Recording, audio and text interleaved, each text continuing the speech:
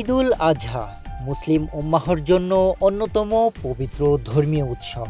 এই দিনে মুসলমানগণ মহান আল্লাহর সন্তুষ্টি অর্জনের উদ্দেশ্যে পশু কোরবানি করেন।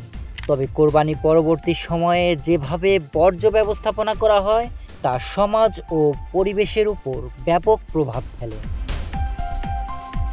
যদি যথাযথভাবে বর্জ্য পরিষ্কার করা না হয় তবে তা পরিবেশ দূষণ, দুর্গন্ধ, পানি দূষণ, রোগব্যাধি ও জনস্বাস্থ্যের মারাত্মক হুমকির কারণ হতে পারে। তাই ঈদের আনন্দের পাশাপাশি আমাদের উচিত সচেতনভাবে ও দায়িত্বশীলভাবে বর্জ্য ব্যবস্থাপনা নিশ্চিত করা। সচেতন বর্জ্য ব্যবস্থাপনায় আমাদের কি করণীয় তা নিয়ে থাকছে আজকের এই প্রতিবেদন। সরকার কর্তৃক নির্ধারিত বা স্থানীয়ভাবে নির্দিষ্ট করা জায়গায় কোরবানি করা উচিত, যেন বর্জ্য এক জায়গায় নিয়ন্ত্রণে রাখা যায়। পশুর বর্জ্য পরিবহনে বা সংরক্ষণে প্লাস্টিক ব্যবহার থেকে বিরত থাকতে হবে, কারণ এটি পরিবেশে অবিনাশযোগ্য। পশুর নাড়ি ভুঁড়ি, হাড়গোড় আলাদা করে পলিব্যাগে না ভরে কড়া ঢাকনাযুক্ত বালতিতে রাখতে হবে। বর্জ্য সরানোর সময় মুখে মাস্ক ও হাতে গ্লাভস ব্যবহার করতে হবে। স্থানীয় পৌরসভা বা সিটি কর্পোরেশনের নির্দেশনা অনুযায়ী নির্ধারিত সময়ে বর্জ্য নির্ধারিত স্থানে জমা দিতে হবে। কোরবানির স্থানটি ভালো করে পানি দিয়ে ধুয়ে ব্লিচিং পাউডার বা জীবাণুনাশক ছিটানো প্রয়োজন।